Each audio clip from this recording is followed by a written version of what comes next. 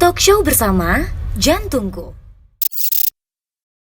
Assalamualaikum warahmatullahi wabarakatuh. Halo semuanya, selamat datang di podcast Jantungku season ke yang ketiga. Yang pastinya masih ditemenin bareng Aisyah, juga selaku moderator untuk membantu talk show Zoom hari ini sampai selesai, dan seperti biasanya saya tidak sendirian pastinya. Saya ditemenin oleh Dr. Agus Tosin selaku dokter spesialis jantung dan pembuluh darah di Bandung Heart Clinic. Selamat siang dokter, Ya, selamat siang. sehat dok? Alhamdulillah, gimana? Sehat juga. Alhamdulillah. Terima kasih sudah sempatkan waktunya kembali untuk memberikan informasi kesehatan pada Sobat Jantungku ya dok ya. Seperti biasanya, ada seorang pasien yang share pengalamannya dok. Pada saat liburan, ada pria berinisial A merasakan kelelahan yang luar biasa. Dia sering merasa sesak napas saat beraktivitas ringan seperti naik tangga atau berjalan sebentar. Pada awalnya, pria ini mengabaikan gejala ini dok, menganggapnya sebagai akibat dari pekerjaan keras dan stres dalam hidupnya. Gejala-gejala ini semakin parah seiringan berjalannya waktu. Amir mulai merasa yang menjalar hingga ke lengan kirinya, dok. Dia juga merasa sangat lelah dan kesulitan tidur nyenyak di malam hari. Kondisinya semakin memburuk dan akhirnya dia memutuskan untuk mencari pertolongan. Setelah menjalani serangkaian tes medis, ada beberapa dokter juga mendiagnosis bahwa pria ini menderita gagal jantung. Jantungnya tidak lagi mampu memompa darah dengan efisien yang diperlukan untuk memenuhi kebutuhan. Ini sangat terkejut dan takut terkena diagnosis ini, dok. Dia juga tidak pernah membayangkan bahwa dirinya akan terkena masalah jantung pada usia yang sangat muda. Dari share yang pasien satu ini, dok, sebenarnya apa yang menyebabkan Amir itu bisa terkena sesak napas, dok? Kalau lihat dengar cerita tadi ya dari Tuan A itu, dia mengalami sesak, cepat capek ya, kemudian lelah, sesak, kemudian ada nyeri dada ya, yang dirasakan semakin hari makin memberat.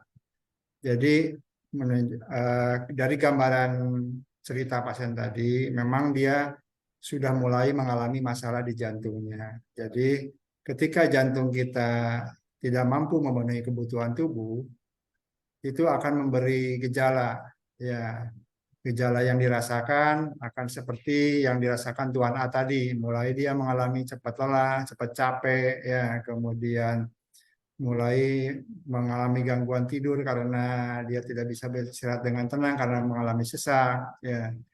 Dan itu eh, kalau kita lihat tadi didasari mungkin sebelumnya dia ada penyempitan juga, jadi disertai gejala nyeri dada yang khas dari penyempitan ketika dadanya rasa berat, menjalar ke punggung, ke ulu hati atau ke lengan gitu. Jadi kemungkinan Tuan A ini mengalami gejala ke arah lemah jantung atau gagal jantung yang diakibatkan oleh adanya penyempitan. Nah, dari gejalanya itu sendiri, dok, apa sih, dok, gejala umum yang terkait dengan gagal jantung? Itu suatu sindrom ya. Jadi ada Hmm. sindrom itu kumpulan gejala. Jadi ketika jantung kita tidak bisa memompa darah dengan cukup ke seluruh organ tubuh kita, akan timbul gejala yang ditandai awal-awal biasanya dia merasa cepat capek yang biasanya dia bisa seperti itu, misalnya dia tadi naik tangga nggak apa-apa gitu, kemudian naik tangga menjadi capek ya, kemudian misalnya dia jalan misalnya 500 atau 1 kilometer atau 500 meter dia tidak ada keluhan apa-apa menjadi cepat capek. Kemudian biasanya kalau tidur itu tidur pulas gitu ya, tidak terbangun, ini tiba-tiba terbangun karena sesak atau karena batuk sehingga dia harus bangun duduk baru bisa tidur lagi. Atau kalau lebih beratnya lagi dia mungkin merasakan ketika tidak bisa tidur terlentang. Dia tidurnya harus tinggi badan bantalnya, bahkan kadang harus duduk baru bisa tidur. Itu tanda menjadi lebih jauh lagi. Kemudian juga merasa mungkin kakinya ada bengkak atau kalau makan juga cepat kenyang, merasa penuh, ya itu bagian dari tanda-tanda jantungnya mengalami lemah. Kemudian jantungnya juga mungkin merasa sering berdebar cepat, walaupun hanya aktivitas ringan, yang tadinya nggak apa-apa. Dari pria A ini kan, dok, dia nggak tahu nih dia tuh terkena gagal jantung. Bagaimana cara mengetahui kalau misalnya kita itu terkena gagal jantung, dok? Jadi kita mesti waspada ketika muncul gejala-gejala yang tadi. Ya, jadi ketika gejala-gejala yang tadi, bahkan sebetulnya baru mulai ada gampang capek yang tadinya tidak, apalagi ada sertai nyeri dada, ya kita harus segera memeriksakan diri ke dokter, ya khususnya ke dokter jantung untuk memastikan apakah itu gejala cepat capeknya dari jantung atau oleh sebab lain. Apalagi kalau gejala-gejalanya seperti yang sudah saya sampaikan tadi, udah lengkap, itu sih udah mengarah ke gagal jantung atau lemah jantung, sehingga dokter nanti akan mendiagnosa dengan akan mencari ya kenapa gitu timbul gejala-gejala seperti tadi. Nah, apakah gagal jantung ini bisa diobati atau bisa sembuh, Dok? Biasanya kan ada orang-orang yang emang takut minum obat nih, Dok. Dengan cara apa, Dok, biar kita eh, kalau itu tuh udah sembuh gitu, Dok? Jantung ini stadiumnya beda-beda, kemudian penyebabnya juga beda-beda. Ya, jadi kalau misalnya gagal jantungnya masih ringan gitu, itu tentu masih bisa sembuh sempurna. Nah, ini masalahnya datang terlambat. Jadi dokter itu akan mengkalkulasi atau melihat grade dari gagal jantungnya dengan memeriksa beberapa pemeriksaan, misalnya dengan pemeriksaan kalau di EKG, kemudian pemeriksaan USG jantung atau echo, ya itu kemudian pemeriksaan ronsen, yaitu akan mengetahui seberapa berat gagal jantungnya, stadiumnya sudah stadium seperti apa. Kalau misalnya baru awal, misalnya gangguan jantungnya masih ringan, dia baru gangguan, jadi gangguan jantung itu bisa, gagal jantung itu bisa gangguan jantungnya masih ringan, misalnya dia hanya gangguan dari fungsi menerima darahnya. Jantung itu fungsinya ada dua, menerima darah sama memompa darah. Ketika dia masih gangguannya hanya ketika menerima darah atau jantungnya kurang elastis, dia sudah menimbulkan gejala sesak, ya, atau gejala gampang capek, itu akan lebih mudah untuk mengobatinya. Jadi misalnya diberikan obat tertentu atau bukan dengan olahraga teratur, mengendalikan faktor risikonya, misalnya dari darah tingginya dikelola, itu bisa gejalanya akan hilang dengan sendirinya, ya. Nah, itu penyebab-penyebab ini yang kadang kita tidak tahu, ya, karena tidak diperiksa. Misalnya kayak kasus tadi itu kemungkinan kena jantung koroner misalnya atau kena penyempitan. Tentu kita harus mengatasi penyempitannya, ya, baik dengan obat-obatan atau bila perlu dengan tindakan kalau memang penyempitannya sudah berat. Tindakan misalnya dengan menggunakan angiografi, kemudian dilakukan pemasangan ring atau dengan memaksimalkan obat-obatan sehingga penyempitannya teratasi sehingga fungsi jantungnya bisa kembali normal. Ini saya mewakili pertanyaan-pertanyaan awam, Dok ya. Bagaimana sih, Dok, cara kita mencegah agar kita tidak terkena gagal jantung? Ya betul. Jadi gagal jantung itu tidak langsung tiba-tiba orang menjadi gagal jantung. Tentu ada proses yang panjang yang sebetulnya bisa dideteksi lebih awal. Ya. Nah, banyak faktor-faktor yang bisa menyebabkan timbulnya gagal jantung. Misalnya ada darah tinggi, hipertensi, kemudian karena faktor kehamilan, misalnya diketahui jantungnya sering kencang, terus mulai bengkak-bengkak, cepat capek ketika lagi hamil. Atau misalnya ada penyakit jantung rematik, atau dia karena penyempitan, misalnya ada serangan jantung, atau dia sering nyeri dada. Ya, ketika diketahui lebih awal, misalnya ketika penyempitan diketahui dari awal sebelum timbul penyumbatan, itu bisa kembali pulih sempurna. Ketika misalnya karena kehamilan juga diketahui lebih awal, itu bisa pulih sempurna. Atau karena hipertensi, ketika diketahui lebih awal sebelum menimbulkan gejala gagal jantung, hipertensinya dikelola, itu juga akan mencegah timbulnya gejala yang diakibatkan oleh gagal jantung. Jadi eh, kita bisa mencegah jauh-jauh hari sebelumnya. Atau misalnya ada karena gangguan katup, ya itu juga ketika bocor katupnya misalnya, ketika bocornya ringan, udah diketahui, tentu tidak akan menimbulkan gejala gagal jantung. Ataupun kalau sudah timbul gejala itu akan cepat diperbaiki. Risikonya sendiri, Dok. Siapa saja sih, Dok, yang berisiko dapat terkena gagal jantung? Apakah semua orang juga bisa terkena gagal jantung? Anak kecil maupun seperti itu, Ya, bagaimana, Dok? betul. Jadi gagal jantung sebetulnya bisa mengenai siapa saja. Ya, termasuk memang anak-anak juga bisa kalau misalnya dia mengalami kelainan bawaan atau penyakit jantung rematik misalnya itu bisa mengenai usia muda bahkan usia anak-anak. Kemudian kalau orang-orang yang mengidap hipertensi atau diabetes ya yang punya risiko timbulnya ke penyempitan itu juga akan sangat berisiko. Jadi kalau ada tekanan darah tinggi atau ada gula atau kolesterol tinggi, kita harus mewaspadai. Kita harus segera mengecek supaya jangan sampai timbul akibat yang lebih lanjut. Jadi sebetulnya gagal jantung itu adalah ketika kita taunya terlambat.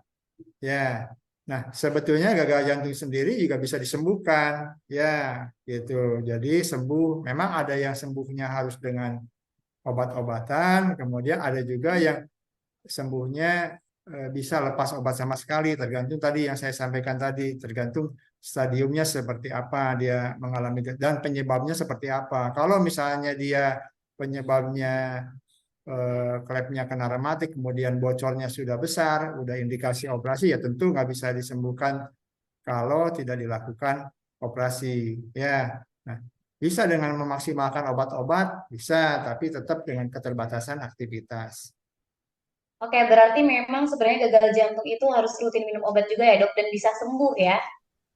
Betul, jadi bisa sembuh, ya. Ada yang sembuhnya benar-benar tanpa obat sama sekali, ada yang Hmm? sembuhnya harus tetap mengkonsumsi obat. Jadi kalau kita kedeteksinya masih ringan, ya, jadi kita bisa mengobati penyakit dasarnya saja, ya, sehingga tidak perlu minum obat untuk gagal jantung atau untuk lemah jantung secara terus-menerus. Tapi kalau misalnya kerusakan otot jantungnya sudah sifatnya permanen, misalnya karena serangan jantung, otot jantungnya ada yang rusak sebagian, sehingga pompa jantungnya menurun, itu eh, mau harus harus mau nggak mau harus minum obat secara terus-menerus. Ya, jadi tidak bisa lepas obat karena kalau lepas obat itu jantungnya akan bekerja berat. Ya, sedangkan obat-obat itu bisa mengurangi beban kerja jantung. Ya, jadi ketika jantungnya lemah, memang jantung harus dibantu dengan obat supaya beban kerjanya dikurangi.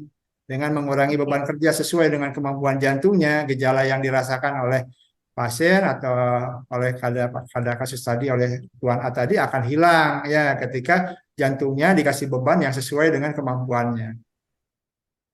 Oke, dan apa yang harus dilakukan jika seorang mengalami tanda-tanda awal jantung? Jadi orang banyak bingung nih, Dok, apa aja yang harus aku lakuin pada saat tiba-tiba kita didiagnosis terkena gagal jantung. Itu bagaimana, Dok? Eh, Tanda-tanda awalnya kita udah waspada, misalnya udah mulai gampang capek, kita udah cek, ya ternyata misalnya itu diakibatkan dari jantung, ya tentu kita harus ngikutin nasihat dokternya, apa sih yang dianjurkan, ya tentu dokternya akan menganjurkan dari mulai perbaikan dari faktor-faktor risikonya, misalnya kalau misalnya karena kolesterolnya diperbaiki, hipertensinya diperbaiki kalau karena hipertensi, kalau karena kegemukan, misalnya berat badannya dikurangi, kalau karena aktivitas selama ininya pola hidup sehatnya tidak dijalankan, tidak pernah berolahraga, mungkin setelah diobati nanti dikembalikan segera ke mengikuti anjuran dokter untuk mulai olahraga teratur, ya. Jadi hal-hal yang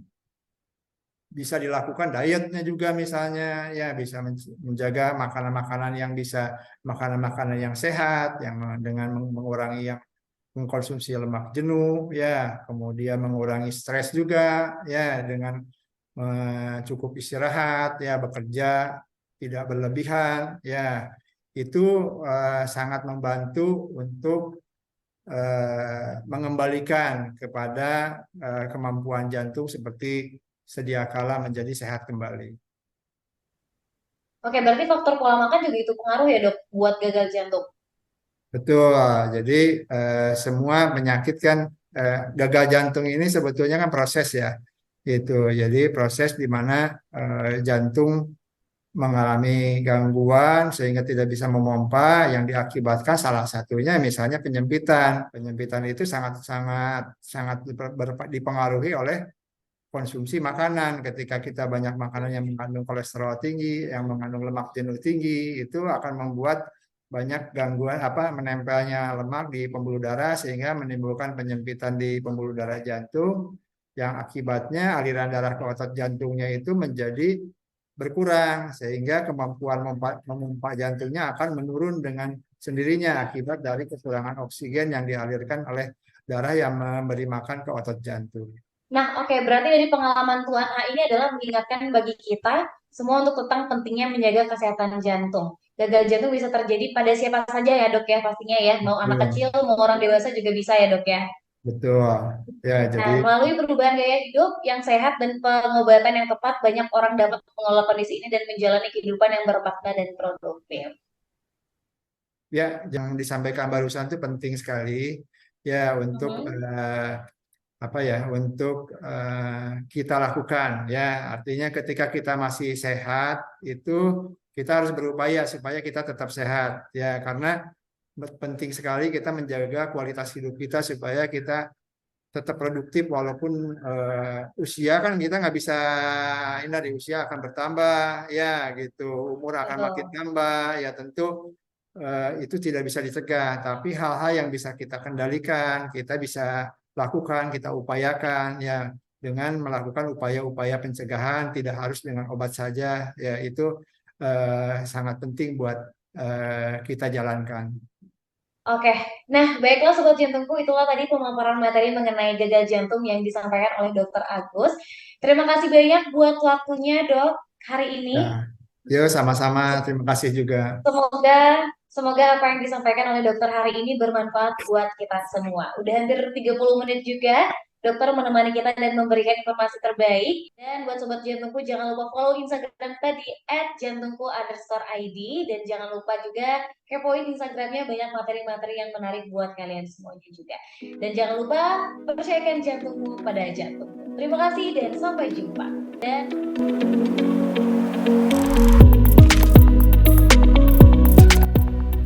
Jantungku, partner terpercaya melindungi kesehatan jantung Anda. Download aplikasi Jantungku sekarang juga di Google Play Store dan App Store.